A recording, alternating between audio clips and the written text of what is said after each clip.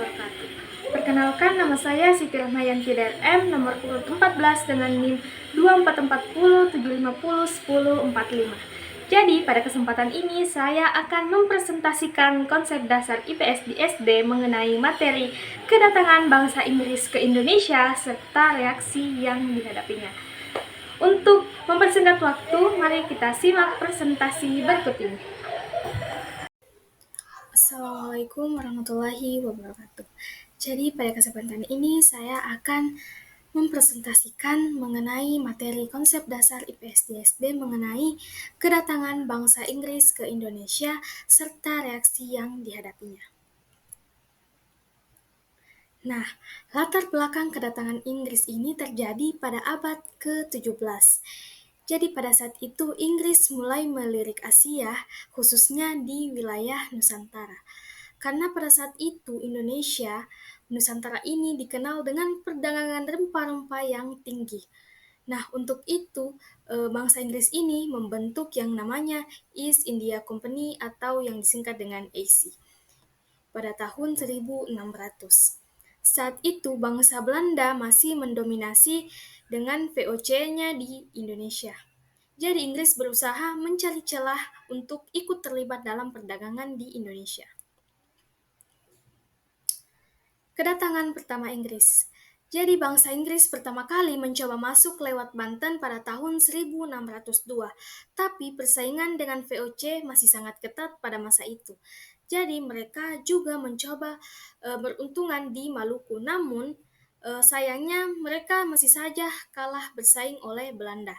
Jadi Inggris mengalihkan fokus mereka ke wilayah barat Sumatera yang lebih sepi dari pengaruh Belanda. Pendudukan Inggris di Bengkulu. Jadi pada tahun 1685, Inggris resmi menetap di Bengkulu. Jadi di sinilah mereka membangun yang namanya Banteng Marlborough sebagai pusat perdagangan dan kekuatan militer. Meskipun Bengkulu ini tidak terlalu strategis secara ekonomi, namun basis Inggris ini yang relatif stabil di Sumatera. Inggris kuasai Jawa pada tahun 1811 sampai 1816. Jadi momen ini penting saat Belanda saat itu diduduki oleh Prancis. Jadi Inggris mengambil alih Jawa perlahan-lahan dan menunjuk Thomas Stafford Raffles sebagai gubernur jenderal. Periode ini berlangsung selama 5 tahun dan dikenal sebagai masa Interregnum Inggris. Kebijakan Raffles. Jadi pada masa kedudukan Inggris ini mereka menerapkan kebijakan Raffles. Saat itu mereka menghapus sistem tanam paksa VOC yang dikuasai oleh Belanda, lalu memperkenalkan sistem sewa tanah sebagai penggantinya atau dikenal dengan Layton System. Lalu bangsa Inggris juga melakukan penelitian budaya, flora, dan fauna dan menyusunnya dalam buku History of Java yang dikenal hingga saat ini. Nah, reaksi masyarakat ataupun respon masyarakat saat Inggris berkuasa pada masa itu cukup beragam. Seperti sebagian bangsawan lokal bersikap kooperatif terhadap Inggris karena mereka mengharapkan perubahan setelah dijajah lama oleh Belanda.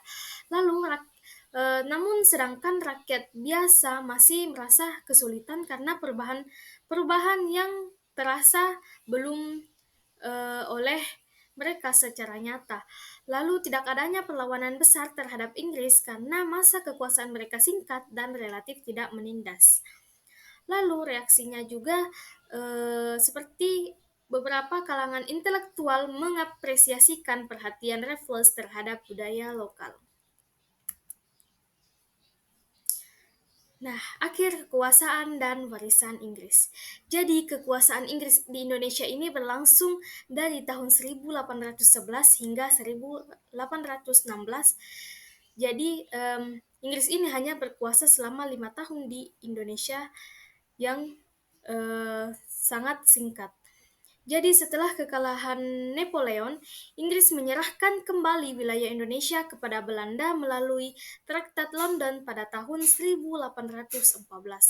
Penyerahan resmi terjadi tahun 1816. Dan meskipun masa kekuasaan Inggris ini singkat, mereka meninggalkan pengaruh budaya seperti sistem administrasi modern dan history of Java. Adapun kesimpulan materi pada presentasi ini adalah kedatangan Inggris ke Indonesia didorong oleh kepentingan dagang, terutama rempah-rempah. Meskipun tidak berlangsung lama, masa kekuasaan Inggris terutama di bawah Raffles meninggalkan pengaruh besar seperti perubahan sistem pemerintahan dan ekonomi. Respon masyarakat pun beragam. Ada yang berharap perubahan, namun sebagian tetap merasakan tekanan. Meskipun akhirnya Indonesia dikembalikan ke Belanda, kehadiran Inggris menjadi bagian dari sejarah kolonial Indonesia. Terima kasih. Assalamualaikum warahmatullahi wabarakatuh.